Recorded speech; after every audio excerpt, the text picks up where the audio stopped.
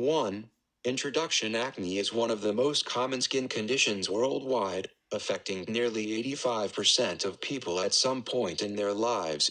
Though often associated with adolescence, it can persist into adulthood. Acne is not simply a cosmetic problem, it can affect self-esteem, mental health, and even leave permanent scars. 2. What is acne? Acne vulgaris is a chronic inflammatory disorder of the pilosebaceous unit. That's the hair follicle plus its attached oil, sebaceous gland. The main clinical features include Comedones, blackheads and whiteheads, papules and pustules, red or pus-filled bumps, nodules and cysts, deeper, more painful lesions. 3.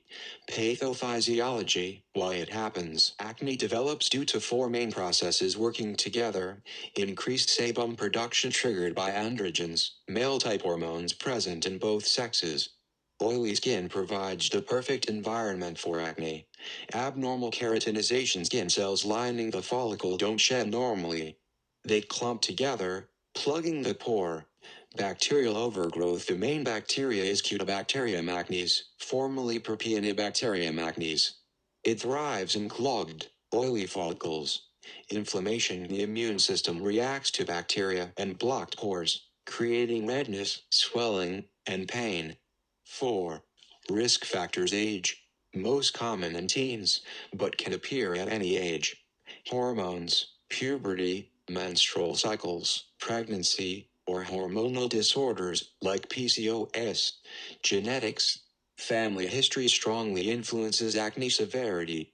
Diet. High glycemic foods, dairy, and certain fats may worsen acne in some people. Stress doesn't cause acne, but can flare it. Cosmetics or medications. Heavy oils, steroids, or certain drugs may trigger outbreaks. 5.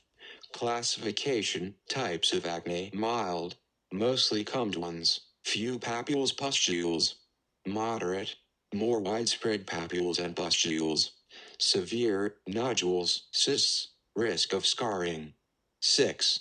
Treatment approaches. Treatment depends on severity and patient profile. Topical therapies. First line for mild acne.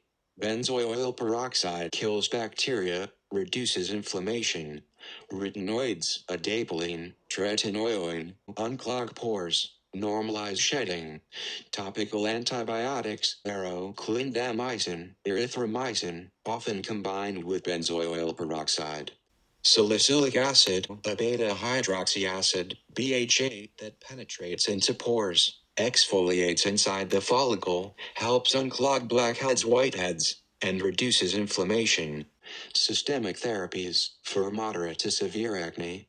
Oral antibiotics, doxycycline, minocycline.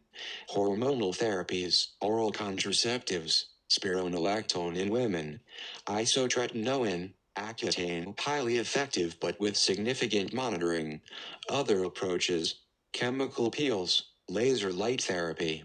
Gentle skincare, non-comedogenic moisturizers, mild cleansers. 7.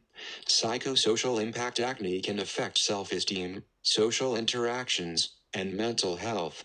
Studies link it with higher rates of anxiety and depression. Addressing these aspects is as important as treating the skin. 8.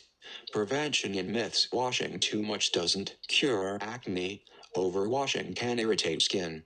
Chocolate and greasy foods are not direct causes, though diet plays a role. Acne is not caused by poor hygiene. Early treatment reduces the risk of scarring. 9. Conclusion. Acne is a multifactorial condition involving hormones, oil production, bacteria, and inflammation. While common, it deserves serious attention because of both its physical and emotional impact.